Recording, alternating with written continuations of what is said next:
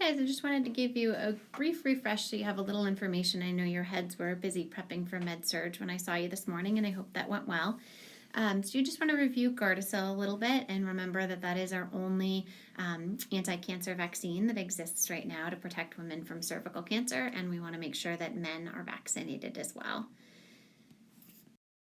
Kegel exercises. Sorry, I went a little too fast through that. This picture makes it look like a woman can only be doing those exercises to strengthen her vaginal muscles while laying down. It can also be done in any position, but remember that that's important in anyone who's had a child, been pregnant. It doesn't matter whether they've delivered by a vaginal birth or a C-section. You want women to do this to strengthen their urinary, their bladder tone as well. And then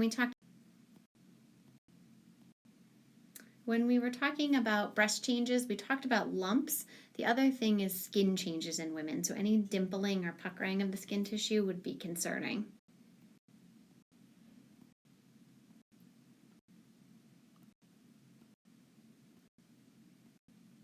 And then I wanted to just pick up again with the highlights of menopause since we sort of went through it a little quickly. Again, about 51 and a half is the average age, and it's when a woman goes a full 12 months or a full calendar year without a period. And so some of the changes that are associated with it are exactly as you guys shared in class, due to the lack of estrogen once somebody becomes menopausal.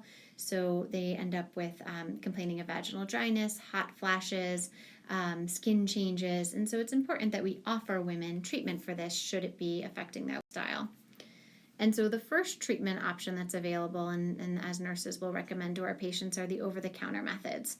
So there's a vaginal lubricant that is recommended, and then there's also over-the-counter medications that your patient would not need a prescription for. She could just go to the pharmacy and buy herself, and we have women try that.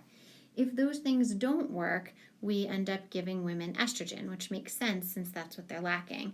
If they have a uterus, it needs to be given in conjunction with progesterone to prevent her from endometrial, which is uterine cancer. If somebody's had their uterus removed, it's okay to just give them estrogen for their hormones. We call it HRT as an abbreviation, hormone replacement therapy. And now not every patient needs it. It's only the patients who have symptoms that are affecting their day-to-day living that would go on HRT. And all right, that's what I wanted to share. With osteoporosis, I know you guys have covered this before in other classes, so it's just a brief review that part of what we care when we're caring for women postmenopausal is thinking about their risk for osteoporosis and doing good preventative methods in addition. So your risk factors for osteoporosis are here. Those should be nothing new to you guys. We screen women once they are 65 years old with a DEXA scan, which tells us what their bone density is. If they have severe risk factors, like were listed on that last slide, we start even earlier, between 50 and 65. And then the category that exists before somebody actually has osteoporosis is osteopenia. And so it's a great time to start to intervene with good teaching points for women to prevent them from becoming osteoporotic. So what are those prevention methods? Weight-bearing exercise is one of your best ones. So you really want to encourage them to not just go walking, but to use weights while they're doing it, to have calcium and vitamin D in their diet. And then the pharm is just a review from when you guys took pharmacology of what meds are out there for osteoporosis.